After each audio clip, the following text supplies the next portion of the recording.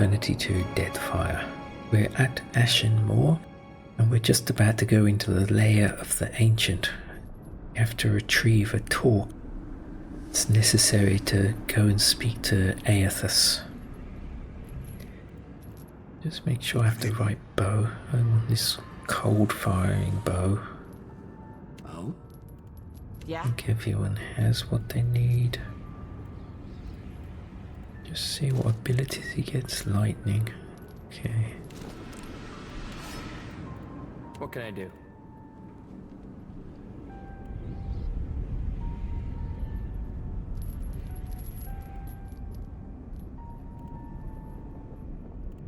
Wish I had a better quarterstaff for little John. It'd be more appropriate. I'm doing nothing but using this Volge. Got any abilities against animals?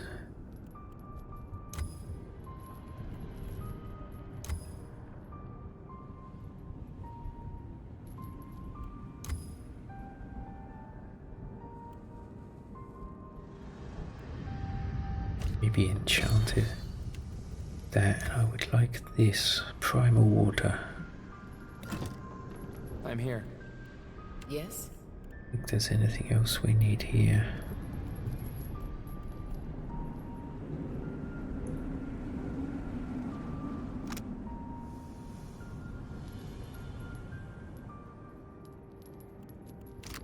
Okay, here we go.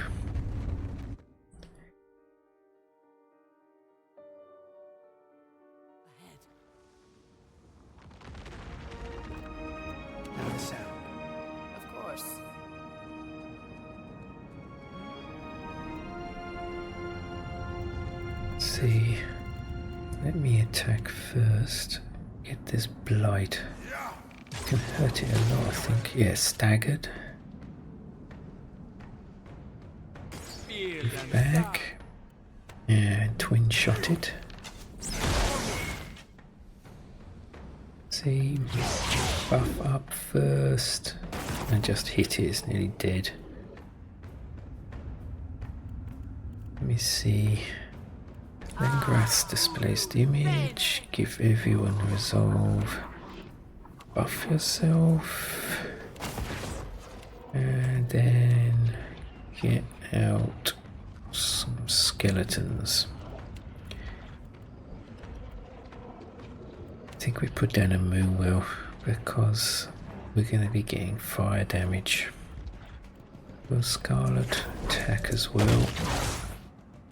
Stay here. Both of you stay here. I need you in the well. That's it. Go over here. Scarlet. Fire tank. In fact, you can put this down. Yeah, you have concentration.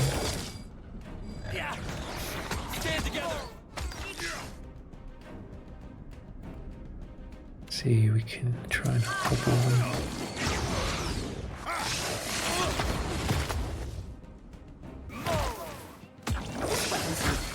That's it. Stay there. Maybe you can roar, little John. And what can you do? You could paralyze them. And I don't know if they can be sickened. Anyway. Great, that was a waste of a spell. Little John, smash it. Ah, damn.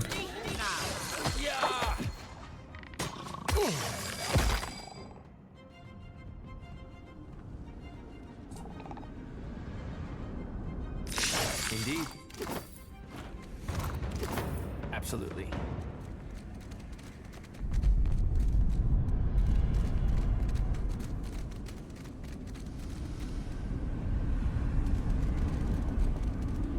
A bit like Mount Doom in Lord of the Rings.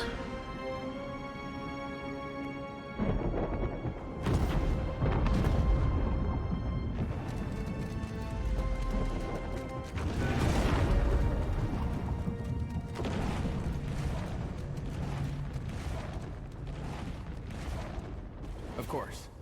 A haze of soul essence sifts up like smoke from a corpse scored with heavy claw marks. Oddly, no blood pools beneath the body. The wounds have been cauterized. Reach for the soul. Not to the touch, the essence slowly wafts through your fingers. Then you're fumbling down into the feverish sensation of a soul read. You are a great champion, a Goliath among giants. Your chest tight with pride, and now something darker, a strange dread.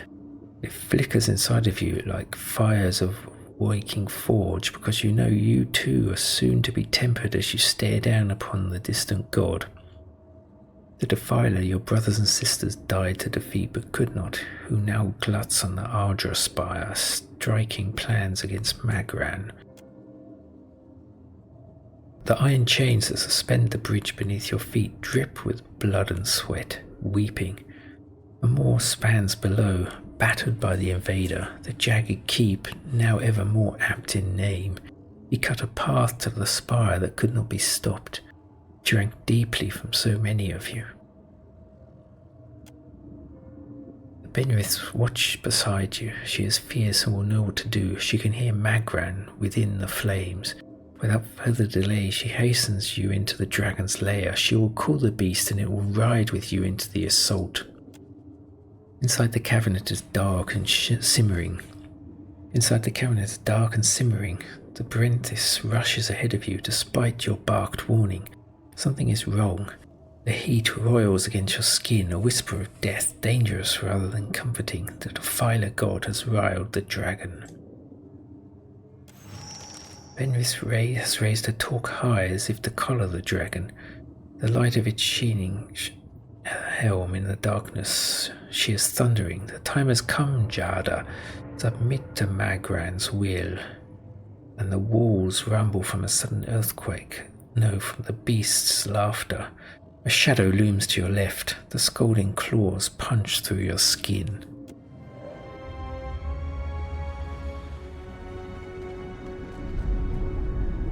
Let's get ready over here. Here it comes.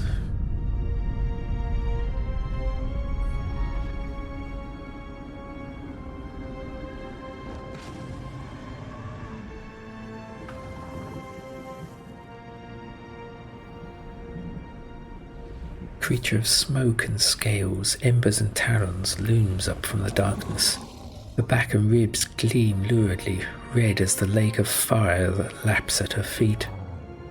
She hisses, the sound like rocks grating together in her throat, and through her peeled black lips forms no words you understand. Who comes now to stoke the flames of chaos further? Have I not yet feasted enough? I suppose I can make room for another. The Ratoon summoned you, so you attacked them? Do not speak your lies before our sacred fires, vermin. The Ancient would never attack us.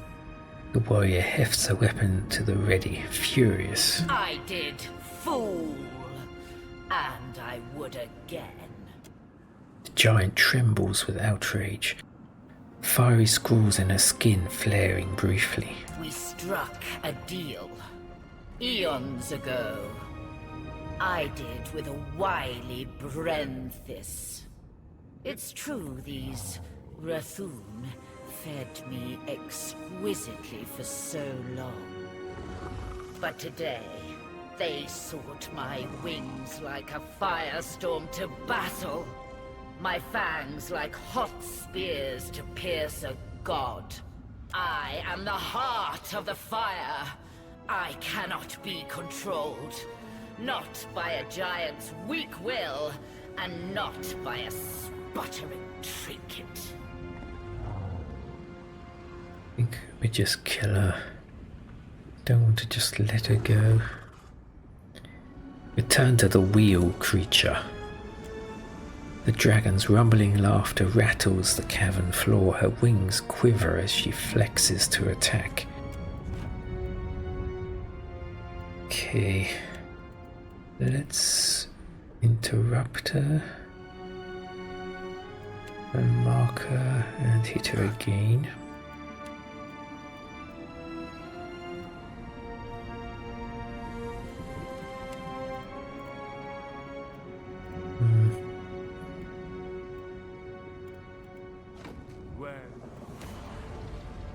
Let's see, give us resolve. Team buff up.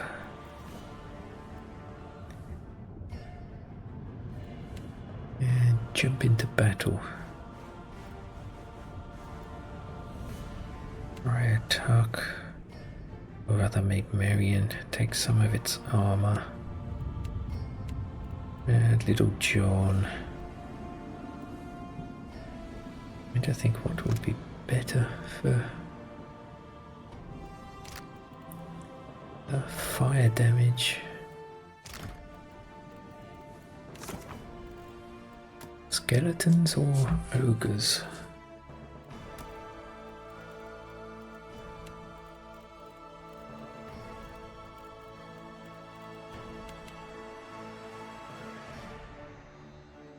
Two armor. Probably ogres are best.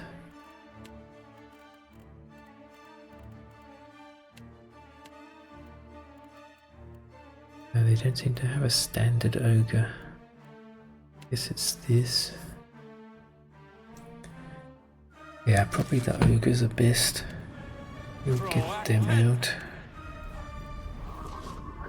If you've done that actually, you can get out some aid. Actually, I should have maybe have got some figurines. It might have been handy here.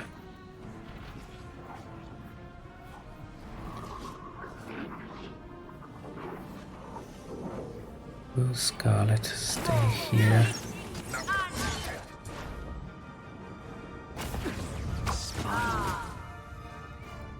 Buff up.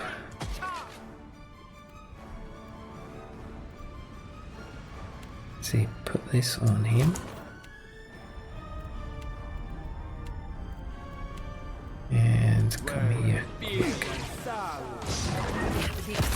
To avoid hitting the dragon. Not the dragon, this guy, the ratoon, because I don't want him on the dragon's side. What we can do is put down this just here.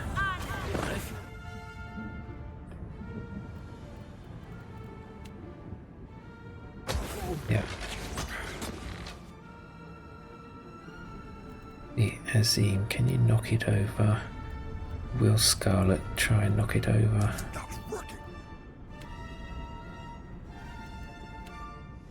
What we can do is also put this down.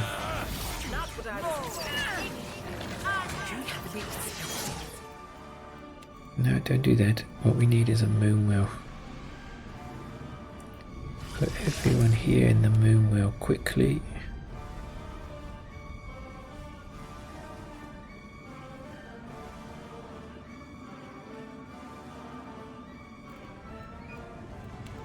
And for attack, put down consecrated ground preemptively.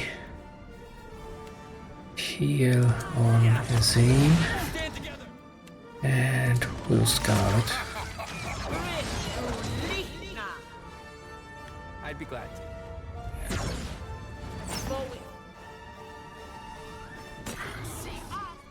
Move over here, quick. Attack. Very well. Yeah, let's try some lightning. And we can maybe also hit it with this. Damn. Don't want to hit Little John. Maybe move back. Come this side.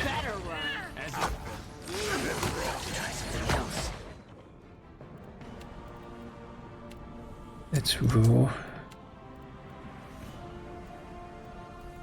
Give them all some defenses. come over here and fire this off.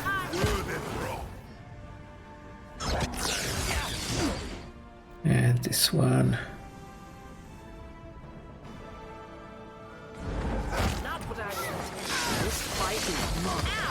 Oh, he actually pushed her. Amazing. I've never seen anything do that to her before. Switch back. Will Scarlet, where are you? Heal. Heal. Cleansing wind. Cast this. Oh my god. They're in real trouble. Oh dear, oh dear, oh dear. Let me see, cast this. This is a quick cast normally. Oh god. He's down.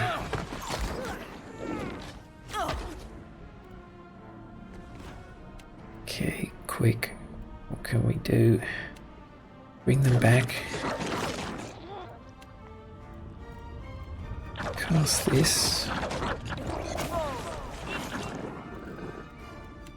See, let's try and hit them here. Good, good. Got some. Go for this one. Heal up. Heal up. Back power up. Because we need another moonwell. Put it here. Then heal like this. Get out some ogres. And heal up yourself with the unbending trunk. Finish these oozes off quick. In fact, power up as well. We'll put this here. Oh, damn, damn, damn. Did she lose her moonwell? Yes, she did. Damn it.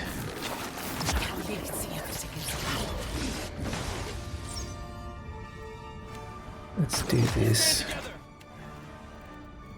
Need to heal up.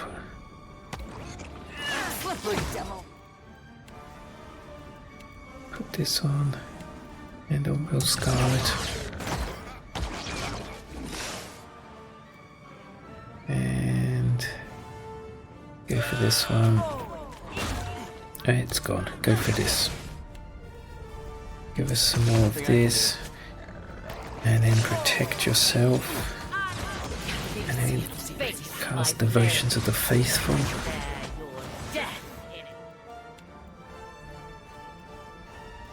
Try and get its armor. Very tough. Azim, can you... Ah, that's why you're not doing anything. You're still stuck there. Damn it. Knock her down. Try again. I need to get my resources back. Now we will interrupt.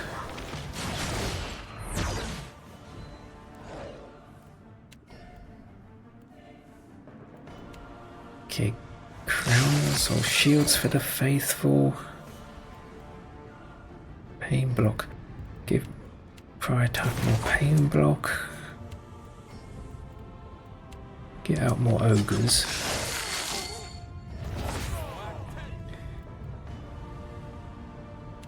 Try this. Oh, it even got the dragon. Excellent. In fact, we get a blight. Hopefully it will be a cold blight.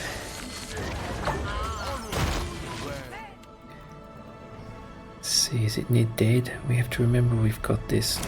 Let's try and Avenging Storm. Come here and go for the oozes. Put down some healing.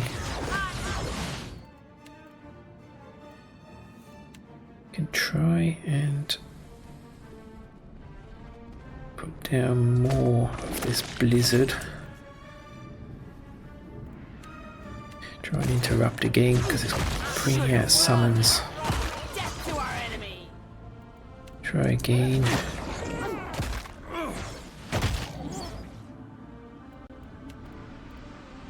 see. Let's do this. It's a I don't know what you call it. It's an earth elemental. Earth blight, I guess, in Pillar's parlance. Maybe we can paralyze it. No, he can't.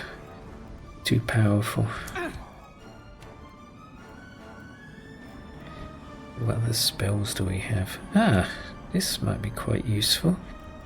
She can actually use these now. Come over here and keep casting this.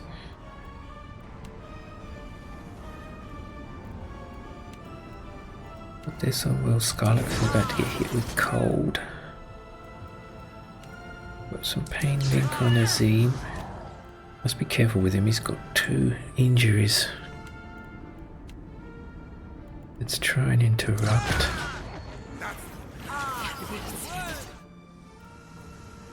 He's near death. Okay.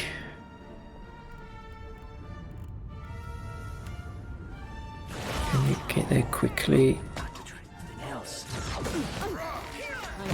Yes, got her.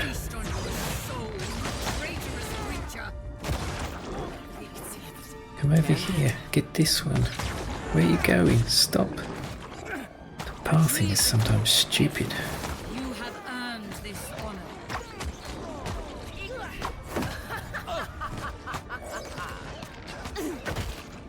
Death to our enemies! Just say the word. Happily. Not a problem.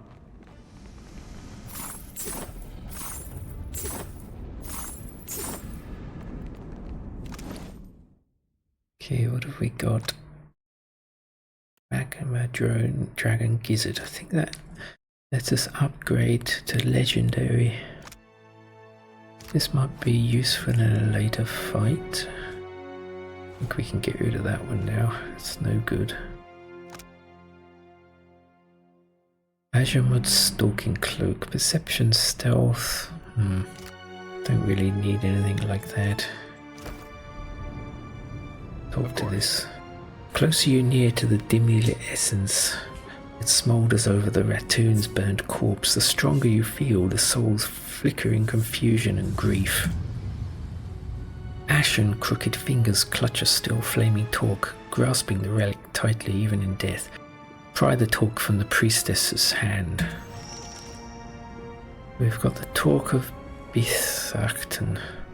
Reach for her soul. Rather than falling face forward into a vision of the ratoon's final memory, the last thoughts scream through your mind in a jumble of disjointed words and disbelief. I am burning! I am burning! I am burning! And it is not in pleasure, not for Mother Magran. I should have listened when she said nothing. But I was willing to die to reach the Everflame, to sacrifice them and everything to ash, to vanquish the Defiler. And I am burning, but not in the flame. Not with honor and eternity, but for a moment. I am disgraced. Dig deeper into her final memory. Who will lay the torque before the Mother to fire the way? Who is left? Who will guard the sacred spire, the Mother's mind? Who will descend the shrine to the Defiler's God's face? Not to these hands that are ashes sifting on a breath that is a last sigh of a wretchedly snuffed life. Not to me and mine. Now she who was blackened and befouled and forsaken by the flames, forsaken by Magran. With a final flicker, a last swift and violent shuddering, the soul dims and disintegrates. Ready when you are. Need a hand?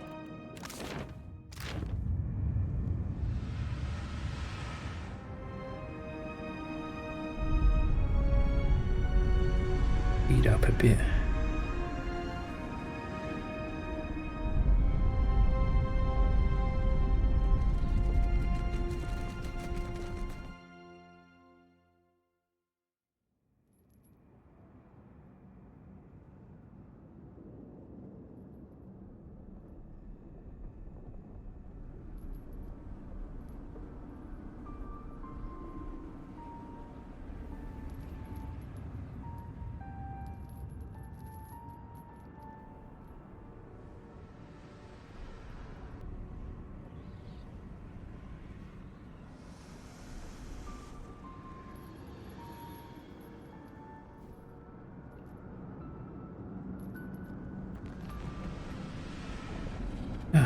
can actually sleep here.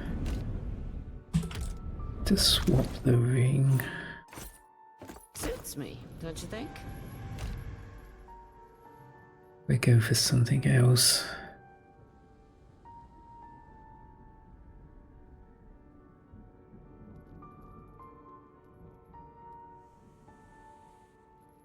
Try perception on them. I'll go for dexterity.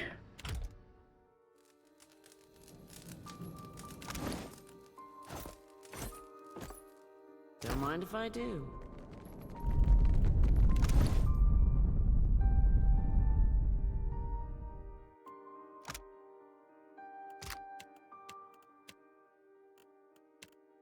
Try and watch here. See if this does anything. I never noticed.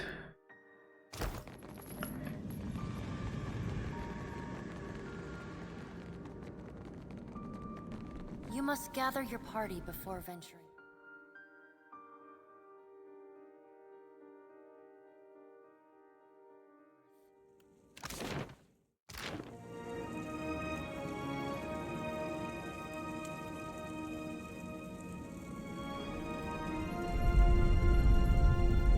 Yeah, Mad Drunk is active.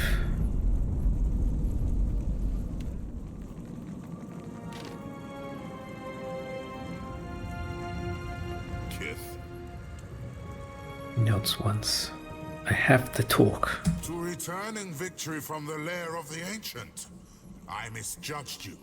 You are one of a kind among Kith. You are without the Brenthis, so I must assume she has returned to the Ever Flame.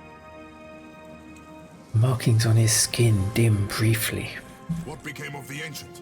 Jadaferlas? Triumph will be nigh impossible without her. The dragon is dead. Impossible! A flame as bright as the Ancient's cannot be so easily extinguished. Shakes his head grimly. The kid speaks true, Bathor. The Ancient One housed a deceitful heart. She had no intent to aid us in battle. Worse, turned fang and claw on our priestess. The Kith destroyed the dragon and recovered the talk. I bear witness to the strength of his soul fire. The dragon could be fierce and unrelenting indeed, but I trusted the Brenthis' power would command the beast. How disturbing and unfortunate. She would have been a mighty ally against Eothas. We've no choice.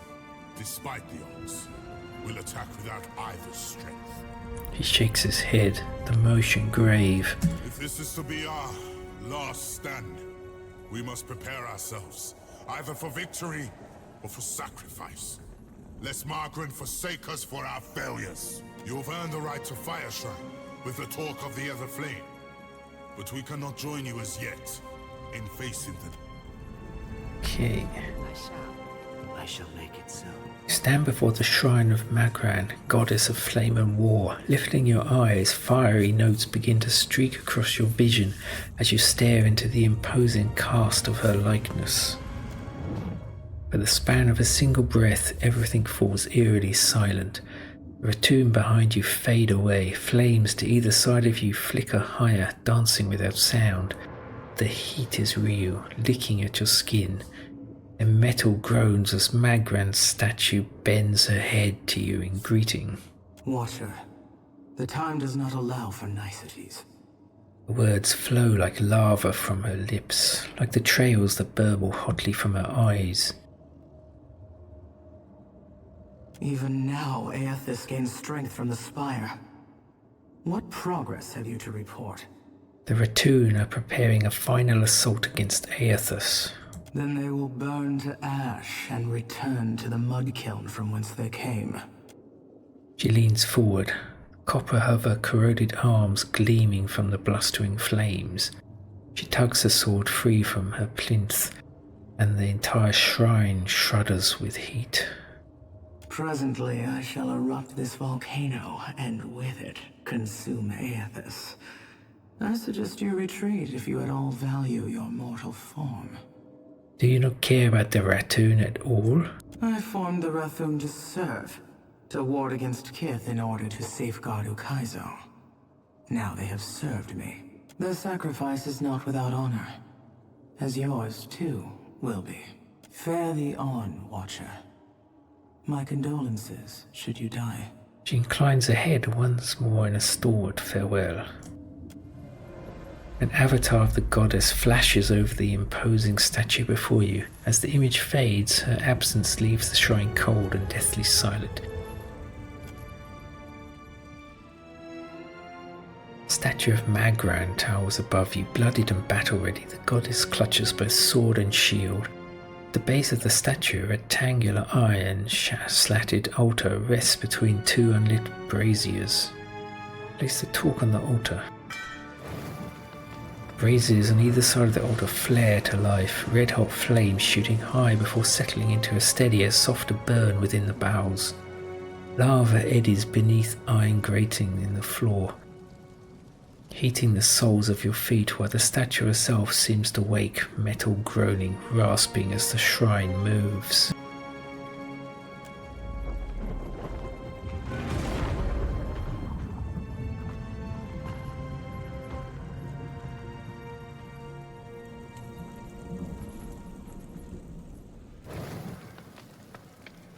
The statue of Magran towers above you, eyes flaming, fists gripping her instruments of war.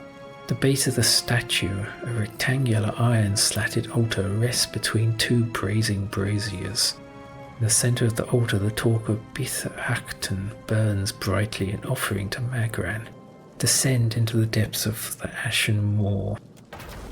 With a squeal of metal against metal, the entire floor drops a stomach lurching 5 feet. Chains clang like the toll of a bell as they catch, pounding against the time-worn gears. Then the shrine begins steadily lowering into the maw. As the shrine cranks lower into the maw, Eothas' colossal Ardra-carved dome, neck and shoulders slowly emerge into view. This close, the god rises up like a mountain, larger than you ever remember having seen him. Energy vibrates from his massive body, and a cacophony of mutterings and shouts from the souls whirling within it slams into you, nearly knocking you from your feet.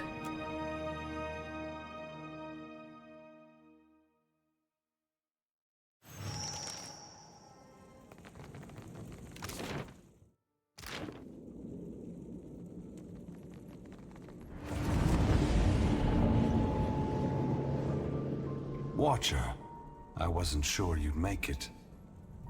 But there is enough of you in me to grasp that you had a better chance than most. Some would say it's because you have a strong soul. Great deeds come easily to one so spiritually blessed. Or have you become great because of what has been thrust upon you? Watcher of Cadnua, Herald of Berith, Hound of Eothas. Each of us simply does the best we can. My trials have made me who I am. You have done much in this life, it's true. But if it weren't for your past with Theos, with Iovara, you never would have come down this path. But you have come a great distance for answers. What would you ask of me, Watcher? I need to know why you have come back. You need to know? Or Berith? Or the gods? The gods fear you have something catastrophic in mind. It seems the gods may have something catastrophic in mind for me. Magran is preparing to take drastic measures to stop you. Magran fears what I will do, just as she feared what I would do in the Deerwood. But this time, there is no power on Eora or in all of hell to stop me. Understand that what I'm saying is neither a boast nor a challenge. It is the clearest statement of truth I can give you. Give Berith, in the hopes of dissuading you from taking actions that may harm others. What are you going to do? Force gods and mortals alike to open their eyes to one another. It seems my sister does not like the sound of that. Can you be more specific? What are you trying to do? I want to return the gods to our original purpose, and to allow mortals to worship us or ignore us for what we are, not what we pretend to be. When I entered Wydwin, I did so with the intention of illuminating the history of Anguith, I wanted to show all the nations of the Eastern Reach the machines we had used to create ourselves. How we had hidden our true nature from mortals for millennia. But even if I had succeeded, my words would have been easy to deny. Belief creates the foundation upon which a mind's reality is built. Some minds can never let go of that foundation. They would rather hold tight to the world in their mind than accept what they're being told. I have not come to speak, to convince, to plead, but to break the foundations of belief itself. To extinguish the lights that maintain the illusions we have created. We took on the mantles of gods from legends, and in so doing, made real what was false. Crafted truth from fiction. The time has come for a new covenant between gods and mortals. One forged in the light of truth and understanding between our kind. I will leave this place and go to the lost city the Huana call Ukaizo. It is there that all souls pass through the machines of the gods, where all souls pass into the beyond before beginning their next life.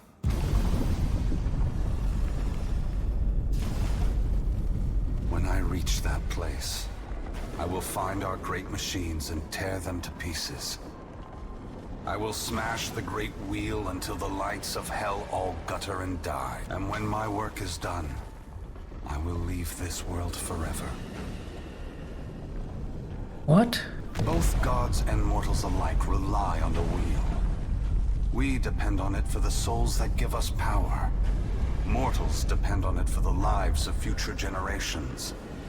Breaking it will force all of us to face the truth. We will fail together or move forward together. Either ending is preferable to the cycle we still find ourselves in.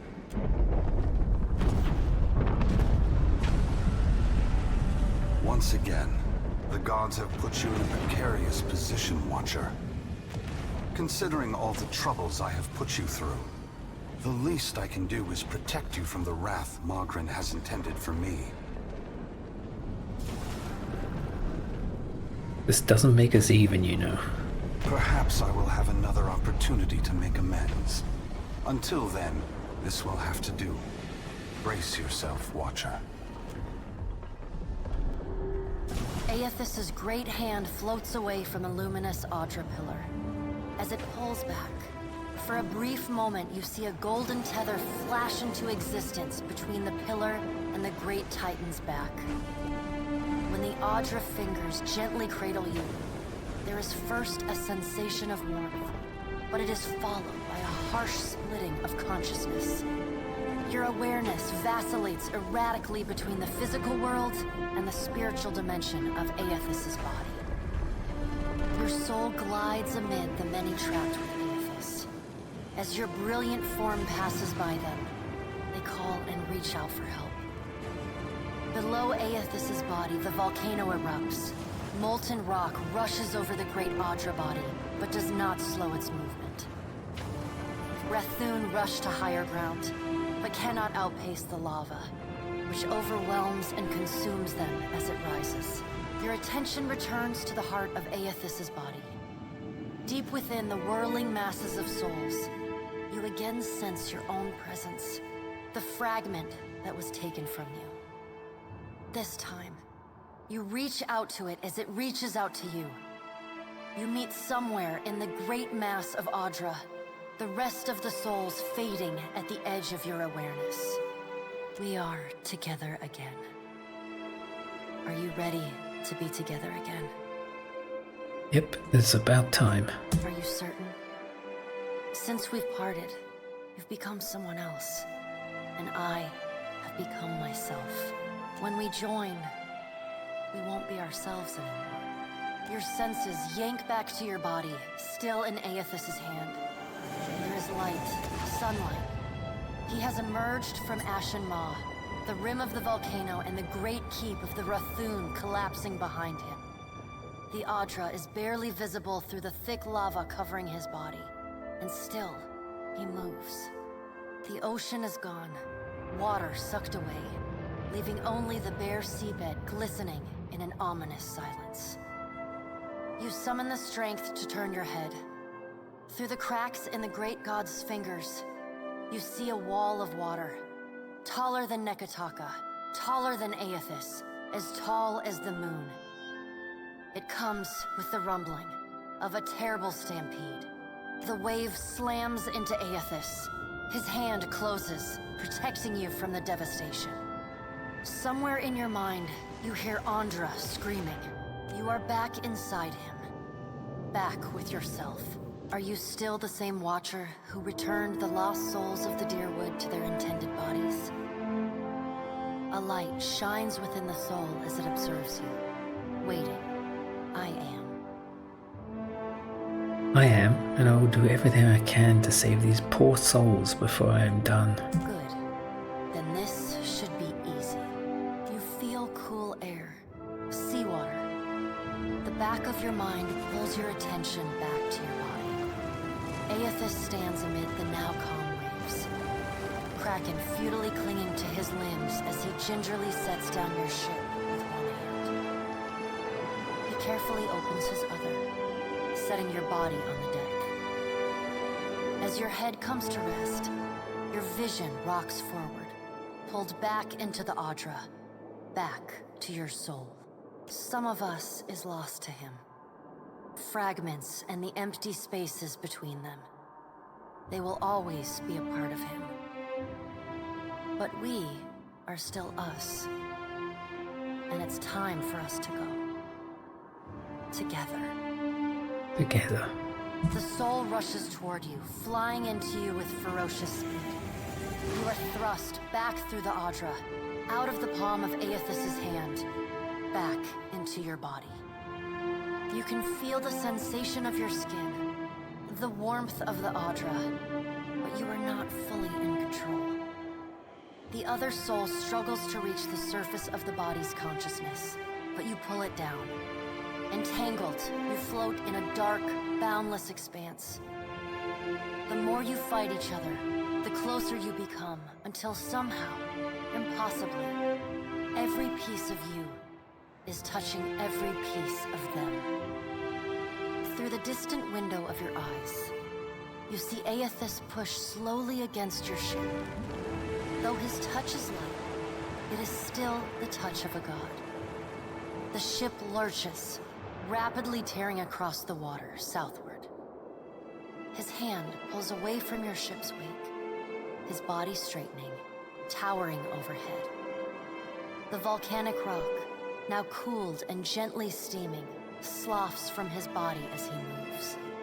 The Audra beneath is still immaculate, unmarred. He watches you depart, and you hear a voice in your mind as you sink deeper into the blackness of sleep. Tell them what you have witnessed, Watcher. Tell them what is coming. The windows of your eyes retreat into the distance. The fragment of your soul is so close to you in the darkness that you can't tell if its thoughts are separate from your own. Eothas is going to Ukaizo? Eothas is going to Ukaizo. He's going to stop the wheel? He's going to stop the wheel. Eothas is going to Ukaizo. Eothas is going to Ukaizo. He's going to stop the wheel. The words repeat in your mind until they become an incessant, meaningless mantra. Involuntary meditation in the emptiness of your unconscious. When the words finally dissolve and become part of the darkness, you see a pinpoint of light. You no longer sense the other soul. No longer sense the person you were before Eothas touched you. You swim toward the light. As you come closer, the light becomes two blurry spots of radiance. You settle in behind your eyes and feel your lips already moving, mumbling. Around your body you sense familiar scents and sounds, voices raised in shock and alarm. You take control of your mouth, opening it wide and drawing a great breath.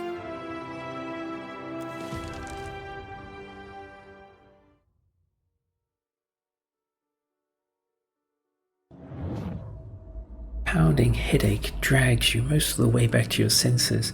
The vision blurs, an acrid taste fills your mouth, your parched mouth. The details of the room slowly come back into the focus. The sounds of an ongoing debate, a distant echo. Are we simply going to wait? What if he never wakes up? Are those frilled collars stuffed in your ears? If the Watcher's mumblings are right, then Eothas is marching on Ukaizo. We have to move.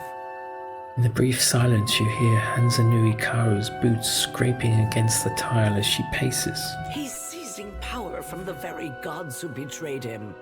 Destroying the wheel to make sure they never come back. She shakes her head and chuckles with grim appreciation. It's a coup, and we have to muster the strength to stop it.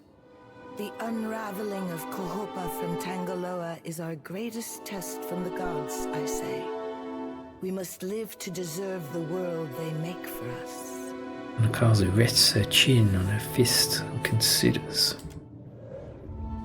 The assembled leaders turn their attention away from each other in a prolonged and thoughtful silence. At last you feel fully present and steady on your feet. The attention of the room abruptly shifts to you, filling the void with expectant whispers. My head. Good, you're awake. Just when I was worried we were going to stand around all day talking. She glares briefly at the rest of the assembly. Join our talks, I say. Rational discussion will gust away the ominous smoke rising from Ashen Maw. Anakaza gestures to you with an open palm. The Deadfire is no stranger to cataclysm. We can survive by cleaving to a shared purpose, a greater good, Akira. She looks to each of the envoys in turn. For what else did the gods place us here? We who have ships and resources enough to make a difference. Castrol glances around the room at the gathered parties, his brows climbing. What we need is brass. RotH has ships and cannons aplenty, but the only way I'm sending them is if... She breaks off at the boom of a door slamming open. Commotion echoes from the entrance hall as everyone turns towards the noise. Her hand strays to her gun. The sound of approaching footsteps grows in volume as a courier scrambles into the throne room. Panting and glistening with sweat, his mouth opens and closes like a fish, gasping desperately for breath. Ships have formed the blockade around Queen's Berth. Their commander demands parley with Serpent's Crown. What? But what about our ships? I must get a message through to the captains. For what do our enemies paint a target on their hull? This is a stirring bid for my attention. Nakazu narrows her gaze past the open door. Send word to my water shapers to drain the sea around the flagship. I would parley on better terms than this. Nakazu begins to rise, but the courier speaks up ahead of her. My queen!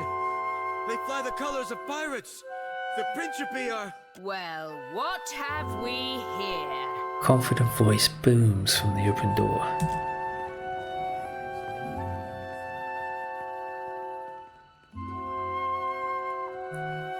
Motley sailors who don't hold the Hawana guards at bay with drawn weapons, taking some of the more opulent decorations with avid interest. One pirate separates out from the fold, sauntering boldly forward. Forgive me, Lovesome, but it looks like you're having a party. A rather fine one to which you didn't invite me. She winks, Sunilette glinting in the light as she cocks her pistol high above her head. You painted vagrants are a plague on my tribes. Why should I not hang you from the walls of my garden? Nakazu grips the handrests of her throne as if ready to vault up and attack. You should be asking yourself how they got in here in the first place. She glowers in the direction of the throne. Oh, I do love when they squabble. But I'm here for neither pleasantries nor entertainment. We've bigger fish to fry. Or should I say gods? Determined-looking guard inches closer to Eothas from the edge of the court. Without looking, the Principe captain swivels her pistol to aim straight at his chest. Now everyone just calm down. I promise we won't fire on you at this time. Unless firstly provoked. That is, Until once we've safely absconded from the city back to the high seas. Grins magnanimously. Then all bets are off again, aye? Yes, well, if you have a point, pirate, I suggest you reach it quickly.